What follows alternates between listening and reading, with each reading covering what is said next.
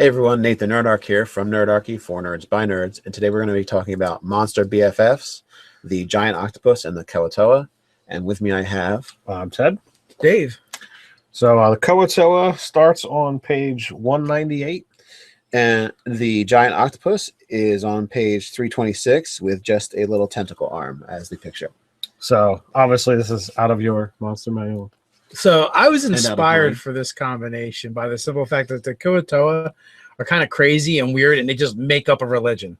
The thing says God makers. They worship gods of their own insane creation. So we chose A giant octopus. a giant Why not? octopus. Yeah. Well, hey, what if basically this enclave of Kuo-Toa, they're amphibious. They live in the water, and where they happen to live, there is a giant octopus there. And they decided to worship it as their god, and they bring it offerings and feed it. And every once in a while, a special Kuo-Toa get chosen. Oh, So it's like, I've been chosen. Yeah, it's totally like the claw from Toy Story. From Toy Story. Oh, Yes, the tentacle has chosen me.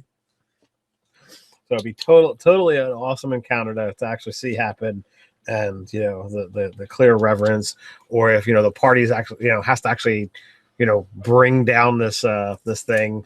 The first time it reaches out and it grabs one, like these guys are all like, oh, these guys are special because they've been chosen. yeah.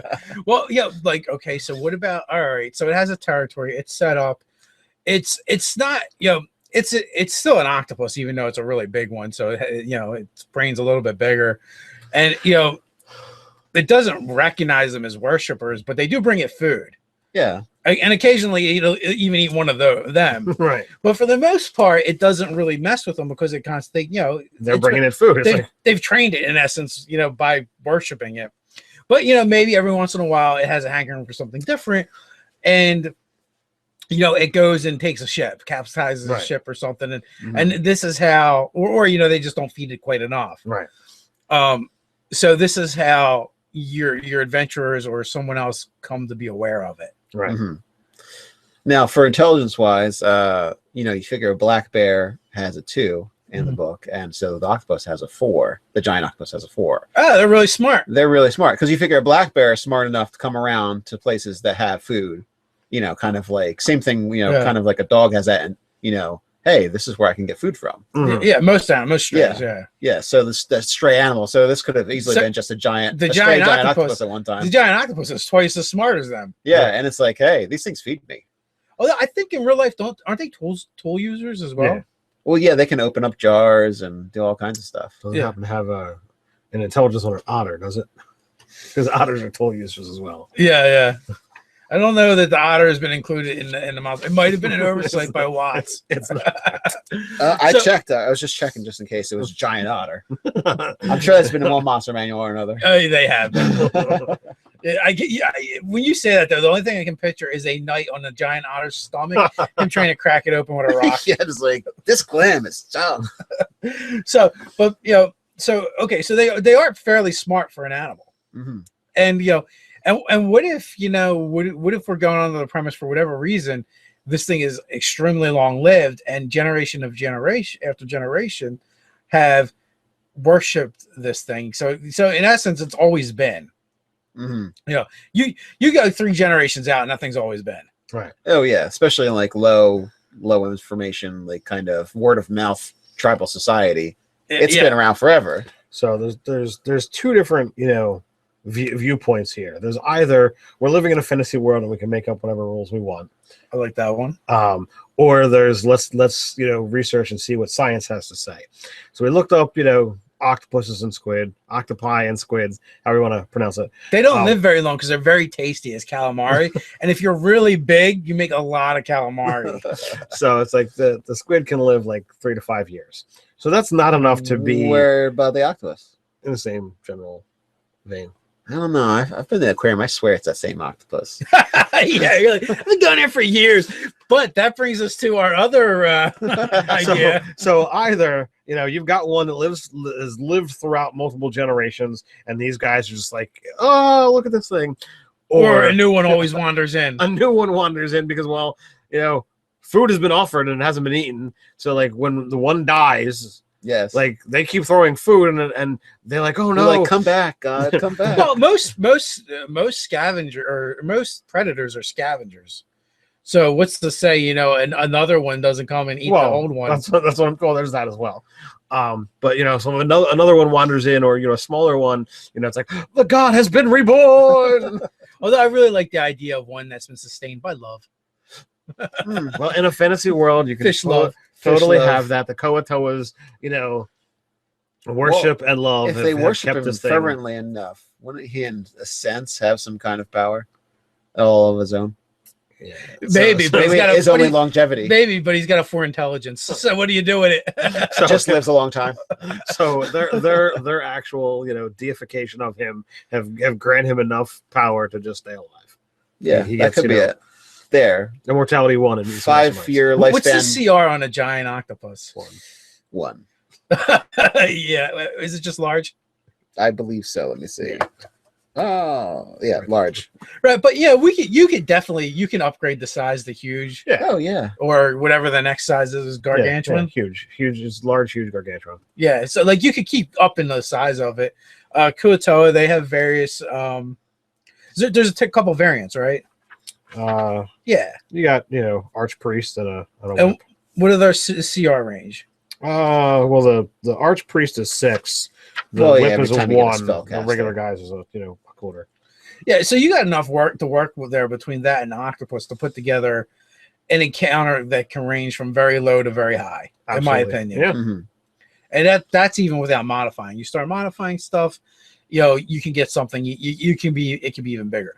But that being said, you could really do interesting things like, you know, if it's a huge octopus, it could probably have definitely, maybe even a large could haul a ship, you know, and sink it.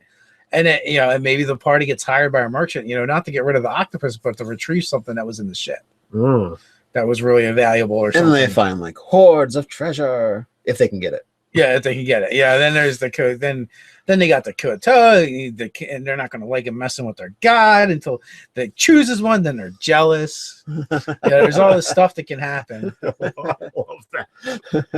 Or maybe the party steals it, right? And you know, gives it back to the merchant, but the Kuo-Toa are like, oh my god, they stole our god's prized possession, right? He loved that thing because maybe like he would play with it every once in a while. It's just like a bauble. It's shiny, so it likes to look at it. Oh, and the Kuo-Toa then have to go and steal it back. So like this could mount a whole Kuo-Toa invasion on this like fishing town, and then it's almost like so you have some Innismouths going on.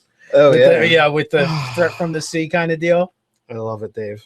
That's pure like, genius. So you can really get this thing going for a while, all based off of these Kuo-Toa that are just crazy enough to worship some random octopus who just happened to acquire some random item and liked it because it was shiny.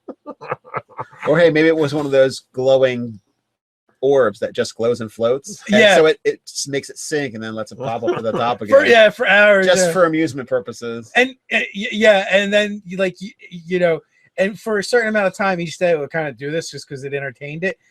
And you would have the Kuo-Toa that would come during those times, and that would be like their mass where they pray. Like, oh, the sermon, you know, that's how they interpret it as the sermon.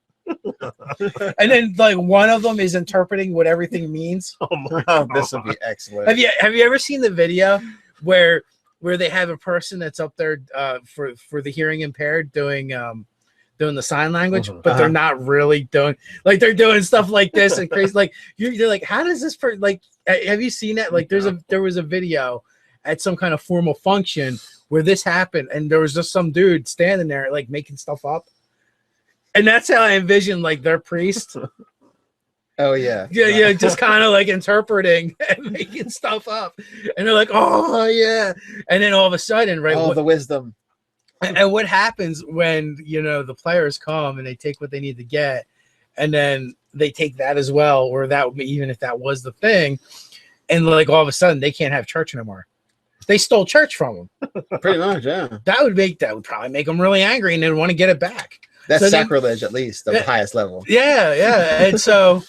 And you know the God thing is all honorary because for like 3 hours out of the day now it doesn't know what to do with itself. Yeah, it's just like It's a God thing. And then next thing you know, there's this war. Maybe one of them comes up with with like a really bad written message in common. The declaration of war, talking about their God thing and stealing of their religion and their worship. The orb of light. Yeah. You have to word it so it's really hard for them to even figure out what the hell they're talking about and make them seem as crazy as they are. Koto is there. So I can see definitely a couple sessions coming out as a minimum. Yeah, I think it would be spectacular. No, I would say the giant octopus is good and comical as well because they're worshiping as God. Yeah. But if you wanted to up the ante, you could scum these guys and then make it, instead of a giant octopus, an aboleth. Yeah. But that's like a whole nother level. Yeah. Or you just go Kraken if you wanted to do that. Like if you really wanted to, and then they would really worship it. Yeah. But I think that just kills the joke. It does.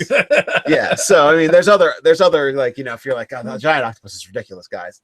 Then there are like other things. But I think it's really cool and it goes really well with their belief structure of making up beliefs. So you've just gone ahead and just wrote session material for many groups out there. Yeah. I just gave people a module, really, the premise for one.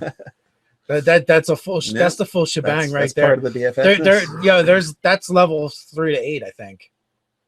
Yeah, probably. I think so. Yeah, with little side adventures and other things going in the play. Absolutely. And downtime, absolutely. Kuo-Toa assassination attempts. Barroom brawls with Kuo-Toa. I just got stabbed by a shell. Who stabs people with shells? Yeah, who does that? Who does that? So, oh man, what do you guys think? Is this a ridiculous encounter? Are these guys BFFs? Put in the comments below. While you're doing that, feel free to hit like, share, even subscribe. And hey, if you like what we're doing and you want to help us continue doing it and make it even better, you can patronize us in a good way at Patreon. You can also join the conversation over on Reddit. So until next time, stay nerdy.